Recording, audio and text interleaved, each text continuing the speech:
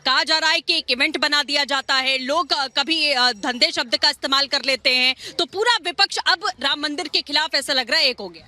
विपक्ष के पास कोई मुद्दा नहीं है बोलने के लिए। वो हर जगह मोदी जी को, योगी जी को घेरना चाहते हैं। अब इतना बौखला गए हैं कि वो क्या बोल दें, कुछ कहा नहीं जा सकता है। और पूरे भारत में जो है खुशी का माहौल है। यहाँ तक कि विदेशों से लोग जो है कुछ न कुछ भेज रहे हैं और बड़े बड़े उपहार भी आ रहे हैं। बड़े बड़े उपहार आ रहे हैं, जैसा आप लोग तो कवर करते हैं, हर चीज़ जानते हैं। और जो उल्टा सीधा बोल रहे हैं वो पगला गए हैं एकदम से। कल जो है स्वामी प्रसाद मौर्य जी का जो है बयान जो आया था, उसमें तुम्हारे महंत जी बोल ही चुके हैं, राजू दास जी। हमको कुछ बहुत ज़्यादा बोलना नहीं है, लेकिन ये है कि अब ये चाहते हैं कि किसी तरीके से कुछ न कुछ उपद्रव हो जाए और ये मामला जो है स्थगित हो जाए। मतलब चेहरे पर खुशी बिल्कुल भी नहीं है इनके, ऐसा लग रहा है। जी देखिए सनातन धर्म कोई खिलवाड़ का धर्म है नहीं। और देखिए कितने लोग हमारे गोली मारे गए, कितना रक्त बहेगा, कितने शरीर में रक्त बह गए हैं। सनातन कोई खिलवाड़ का धर्म नहीं है हमारा, समझ रहे हैं। तो जो भी बौखलाने हमारे प्रभु राम 22 तारीख को आ रहे हैं, सभी लोग अपनी खुशी मनाएंगे, सभी लोग सनातन धर्म की एकता को जुटे।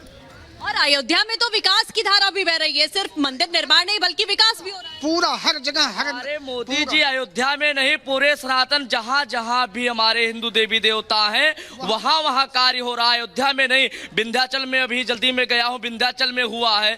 और काशी विश्वनाथ देखिए, अब राम जी आ गए हैं, उसके बाद में हम मथुरा का आगमन करेंगे। मोदी जी वहाँ का उद्देश्य चलाए, अभियान चलाए, वहाँ भी हम सब विजय पाएंगे और काशी में भी विजय पाएंगे। और ऐसे ऐसे लोग भी आते हैं, बताइए, पर्यटक भी बढ़ने लगे हुए हैं। हमारे अयोध्या में बहुत विकास हो रहा है और रामलला सरकार आ रहे हैं। 22 तारीख को हम सब लोग देखेंगे रामलला सरकार को।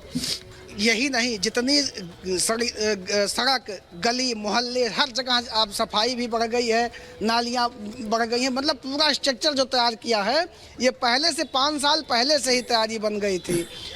देखिए, कहीं का विकास करना होता है तो वहाँ का स्ट्रक्चर बनाया जाता है। जैसे एयरपोर्ट पहले ही तैयार हो गया, सड़कें पहले ही चौड़ी हो गई। अब केवल प्रभु राम को स्थापित होना है, 22 तारीख को उनकी प्राण प्रतिष्ठा होनी है।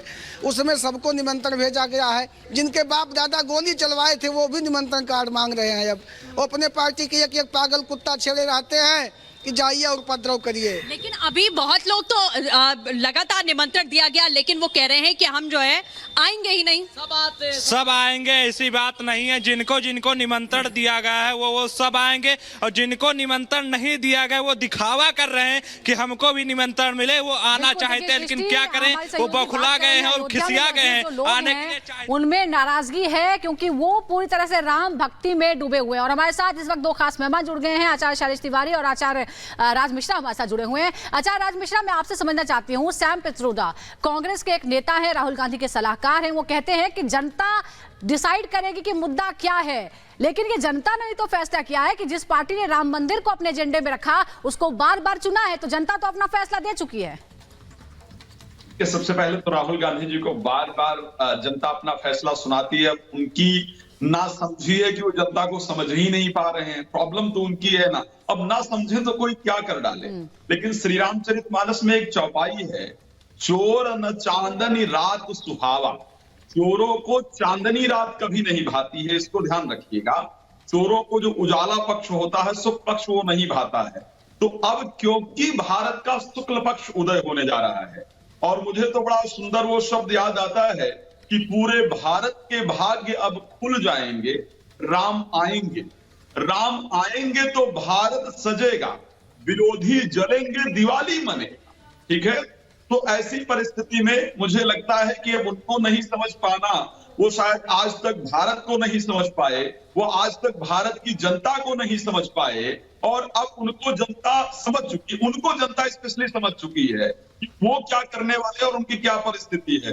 चाहे वो कुली बन जाए, चाहे वो मैकेनिक बन जाए, चाहे वो ट्रक चला ले, सब कुछ करने के बाद पब्लिक ने उनको स्पष्टता से समझ लिया है। और 3 प्रतिशतों के अंतर्गत बाकायदा आपने देख भी लिया है कि भारत ने उनको समझा दिया है। बिल्कुल आचार्य राज मिश्रा, हम आपके पास लौटेंगे। आचार्य शैलेश तिवारी भी हमारे साथ हैं। आचार्य शैलेश तिवारी, करोड़ों हिंदुओं की आस्था का सवाल था राम मंदिर, और अब जब ये सपना साकार हो रहा है तो विपक्ष के कुछ लोगों को इतना दर्द क्यों हो रहा है? जब हर कोई उमंग में डूबा है तो फिर ये अंधेरे में डूबना क्यों चाहते हैं?